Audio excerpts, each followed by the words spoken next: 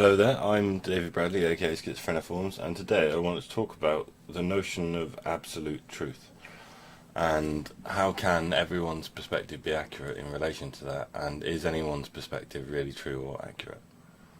And I watched a video by a guy named Shanti who sort of raised this question in my mind, so I thought I'd explore it a little bit. And this is what I wrote in relation to that. I feel like the reason, me personally, I question my every perception and deny these revelations that I may or may not have through my illness is fundamentally driven and attached to the idea that I must have, or be in possession of, some sense of truth. And I think this applies to a lot of people too. The nature of this belief that I know just one thing to be true, even if it's just one thing, is ultimately a delusion, and it's a commonly held delusion.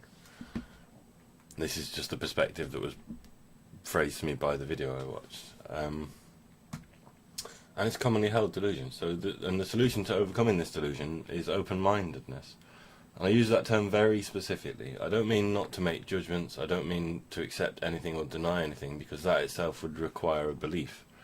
Open-mindedness to me consists of living in a state of absolute dedication to honesty, and the idea that the new information can change what you believe and or how you frame your experience of reality, and that accepting new information is the very opposite of belief. It basically is the perspective of science, or science in a nutshell. And this perspective, this sort of way of orienting one's reactions, is like akin to the scientific method, basically. A belief is the absence of knowledge or certainty, and ultimately only necessary when there is an absence of knowledge. The other important thing to remember is, using the example of science and scientists in general, we should be incredibly humble in or before saying things like, I know for a fact that, or the fact is, or that you don't know the facts of, so on, that kind of distinct, definite statement. And so, especially in the scientific community, people without direct knowledge or evidence that has been scrutinized and proved repeatedly to be true don't claim to have that knowledge, evidence or experience, and even when they do use, they use phrases like, the evidence suggests that, or when they have research on something, my research indicates that, or whilst we don't know yet with absolute certainty such and such is the case, we can see from the evidence that such and such has a high possibility of being true. And then again, like I was saying before, if it's not their subject, then they would say something like, I'm not an expert on this subject. And as far as I understand it, it might be like this. But they don't give finite, definite answers on things. It's not their area of specialism, and even when it is, they're humble and unwilling to say anything finite or give any sense of absolute truth. And I think that's something we can all learn from.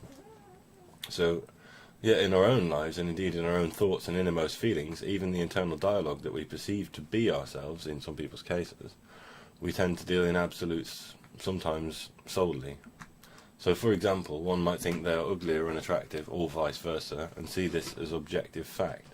Yet when something challenges that thought, they're either temporarily elated or reject that information with their thoughts, through, say, like confirmation bias, or just total ignorance of an unwillingness to accept something that challenges the belief because it might be so intrinsic to their personality or their perspective on themselves, because it validates a certain range of behaviours, or it validates a certain perspective that they hold, which then validates other behaviours and allows them to build a worldview.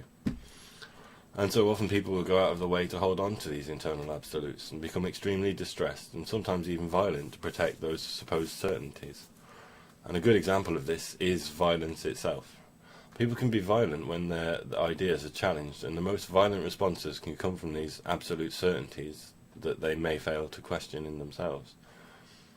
To give us a slightly ridiculous example, or maybe not, if someone you cared about, say, questioned whether your spouse was attractive or not, this might be upsetting,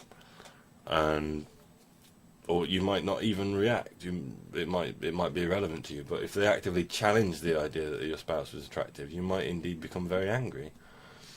But to that other person, it might be true. It might even be information that could be useful to you if you dealt with it calmly, or possibly even reassuring in some circumstances, because they're not interested in trying to sleep with your wife, for example.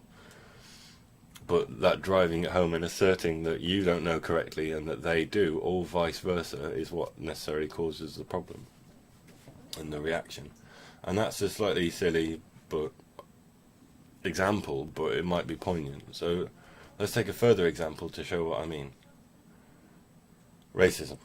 So now this is a particularly sensitive subject that provokes anger and violence frequently, especially in places where racial tensions can be high, like England and America, where the population is quite diverse and multicultural. Most people would say that racism is a bad thing, and I'm one of them, and I think that most people watching this would agree. The people that are racist, however, either proclaim the same, but that it's bad, so they might say such and such an excuse, so they're not racist, but such and such a thing, and then somehow that advocates or acknowledges or denies the fact that they're being racist because they've acknowledged that it's racist. For example. And some people might openly admit to being racist and actively advocate it, and then others who would even take it further than that and actively despise and try to get rid of people from other races from their community, sometimes even through murder. So it's an intense subject, and there's a number of different reactions to it. But in this case, we got 4 general categories, and we have 4 absolute statements motivated by different social or cultural positions within those four categories. So we know, for example, that the first statement, racism is a bad thing, is essentially empirical fact in most people's eyes, and I'm not questioning that, I'm not debating that. But the idea that racism is ultimately unforgivable, extreme, or wrong in an absolute way, whilst possibly correct, might lead people to treat others negatively and not be a productive way to address the issue. So in the case of someone that perceives their own behaviour and perspective not to be racist, might never, because of that, question whether they are inherently racist at some level or learned at some inherent level to be racist, and fail to assess their own reactions, and fail to recognise that they are benefiting from a system or culture that is inherently racist, and so an example of that is something, as far as I can tell, is often expressed with sentiments similar to something like white privilege, which again I'm not debating, it's merely offering an example of how that might happen. Someone might benefit from a system that they don't directly know how to challenge, or they don't even question, because of some inherent benefit for them that they don't question because it hasn't been presented to them, or they don't, something like that. But anyway, people who don't challenge actively racism or acknowledge this position can be considered in the eyes of some people to be racist as well, in some way. And then we get to the next level of the issue, people who not only don't acknowledge how their behaviour could be perceived as racist, but casually say things like, I'm not racist, but somehow this next group of people fail to recognise even racism as racism. And I would say it's a bit like saying to your spouse, I love you, but I hate such and such about you. And it's like the second half of the statement entirely invalidates the first half of it, because to me, for example, in that case, loving someone is about accepting them and loving them for who they are, but then you hate a certain quality, so you don't love them, effectively. It negates the first sentiment. In my own experience, the attached belief here is that I'm not racist, so even if I say things that are a bit racist, people will understand that I'm not racist, so it's okay to be racist. And these statements, in my own experience, come from people who also don't want to explore the issues within themselves, or indeed trying to guise, even perhaps from themselves, disguise their inherent racist beliefs. And if they're not challenged by others, this type of so-called casual racism is allowed to continue. And this is where people observing this need to step in and challenge, in a rational, calm way, these behaviours. Sometimes you can't do it rationally and calmly, but regardless of your position, if you allow a behaviour to persist, if you don't challenge it, then it will persist. If it's not made clear that it's unacceptable to do these things, then it will continue. And we all have a role in that, in the case of racism, or in the case of anything that we perceive to be malevolent or unnecessary or damaging to our society. So then we got the final group, the openly racist, which I have very little insight into, to be honest, but has observed a few people who are openly racist, but not to the extreme of a group like, say, I don't know, the KKK, who are actively trying to kill or harm or get rid of or remove, or like, say, the Nazis. There's an even more extreme example. They're trying to they have malevolent intent towards people of other races. And I can say that the openly racist people that I've thankfully infrequently come across have generally one or all of the following characteristics to their life story. They, or a friend or family member, has had a bad experience with someone from a different race that's then gone on to taint their perception of people of that race and categorise them and set an absolute perspective in mind that then they haven't been able to challenge, and thus potentially even brought about the affirmation of that belief further. It's the very definition of, judging people. So, and then the second one would be they perceive there to be an inherent difference, which again I would question, between different races, but based on a certain absolute idea that they've picked up in their life or through their social circle.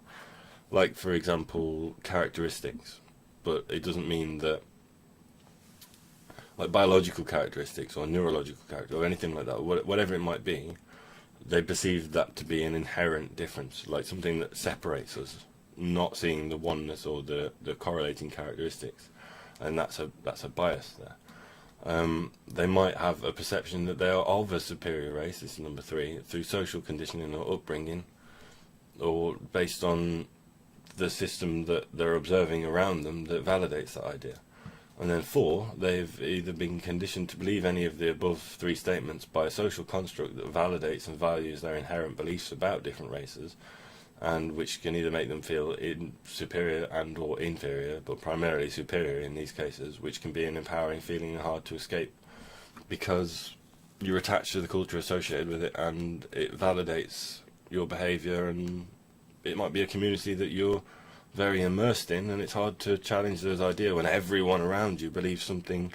How are you supposed to, And I'm not validating racism, I'm just trying to assess it as an example for this. So I'm sure that there are other reasons as well that I've missed out, but the overall reason for explaining this idea with something that conjures such strong reactions, to me and to my mind, is fairly clear.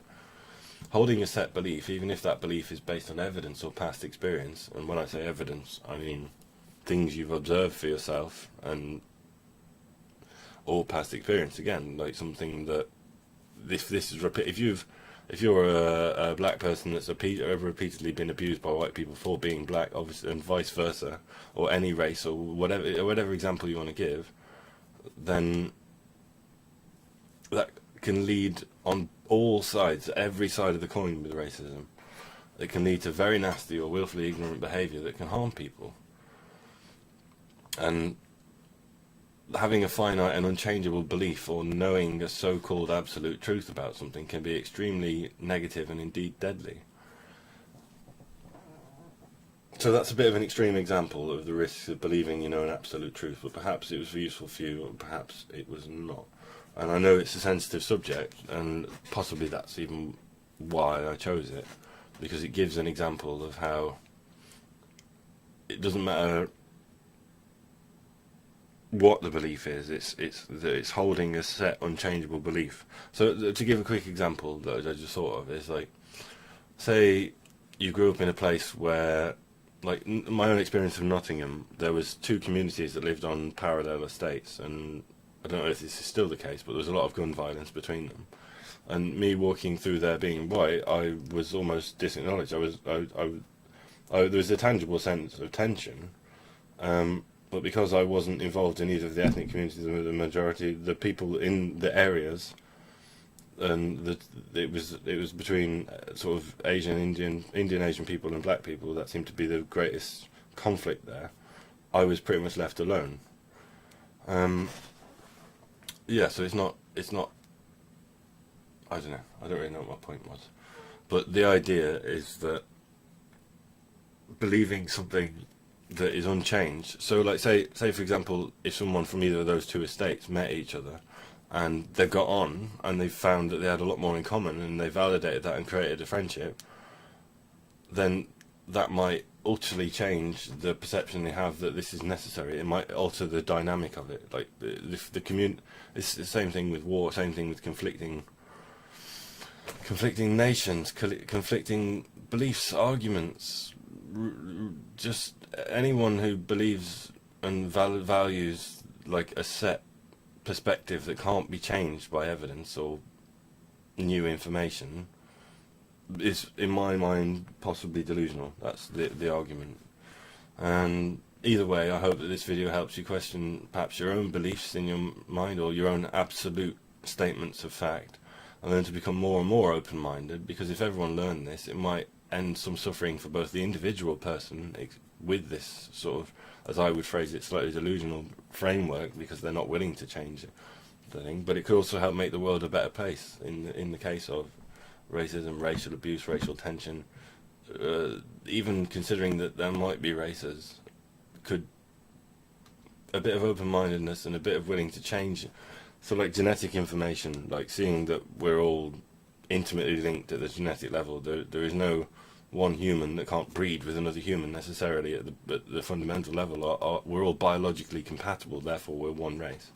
Things like that, and that accepting that information could be transformative, and so on and so forth, and many other examples can be drawn. But I hope that I haven't said anything offensive or triggering or inflammatory, because I was trying to use that example of racism to get a strong reaction, in the hope that it gave a good example of how holding an absolute truth or a belief that you're not willing to accept could be incredibly damaging.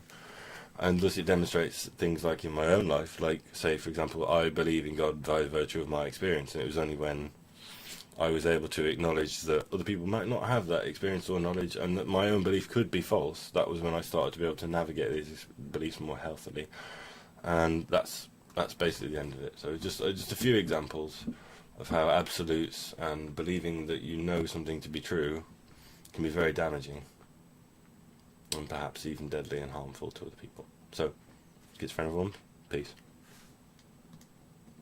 Bye!